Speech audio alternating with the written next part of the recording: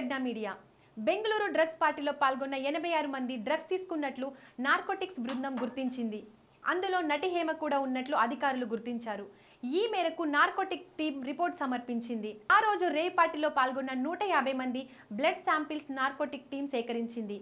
ఇందులో 57 మంది పురుషులు, 27 మంది మహిళల రక్త నమూనాల్లో డ్రగ్స్ ఆనవాళ్లు ఉన్నట్లు అధికారులు గుర్తించారు. అంటే మొత్తం 86 మందికి ఈ పరీక్షల్లో పాజిటివ్ రిపోర్ట్ వచ్చింది. ఇందులో నటి హేమ కూడా ఉన్నారు. హేమ స్నేహితుడు చిరంజీవి కూడా డ్రగ్స్ తీసుకున్నట్లు తేలింది.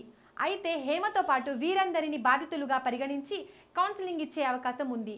Bengaluru electronic city GR farm హౌస్లో జరిగిన రేవ్ పార్టీకి సినీ నటి హేమ అటెండ్ అయ్యారంటూ తొలుత కన్నడ మీడియాలో కోడై కూసింది. ఆ పార్టీకి తాను వెళ్ళలేదు అన్నారు సినీ నటి హేమ. తాను హైదరాబాద్లోనే ఉన్నానని, ఓ ఫామ్ హౌస్లో చిల్ అవుతున్నానని చెప్పారు. అదంతా ఫేక్ న్యూస్, నమ్మొద్దండి అంటూ నవ్వుతూ చెప్పారు. తన మాటలకు సాక్ష్యంగా ఓ వీడియో కూడా విడుదల చేశారు. అయితే హేమ రే పార్టీకి వచ్చారంటూ బెంగళూరు పోలీసులు ఫోటోలు రిలీజ్ చేశారు. రే పార్టీకి తాను వెళ్ళలేదంటూ హేమ చేసిన వీడియోలో ఏ డ్రెస్తో ఉన్నారో బెంగళూరు పోలీసులు విడుదల చేసిన ఫోటోలోనూ అదే డ్రెస్లో కనిపించారు. డ్రెస్ మ్యాచ్ అయింది. హేమ మాటలు తూచయ్యాయి. చివరికి ఆమె ఆ పార్టీలో పాల్గొందని బెంగళూరు కమిషనరే కన్ఫర్మ్ చేశారు.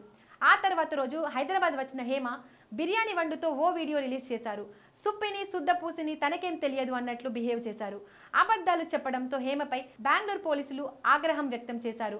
తాజాగా నార్కోటిక్ టెస్ట్ లో హేమ డ్రగ్స్ తీసుకున్నట్లు నిర్ధారణ అయ్యింది. Please subscribe Pragna Media. Please like, share, subscribe to Pragna Media. Pragna Media, please do like, share and subscribe. Please subscribe to Pragna Media. Please like, share and comment if you like the video. Pragna Media.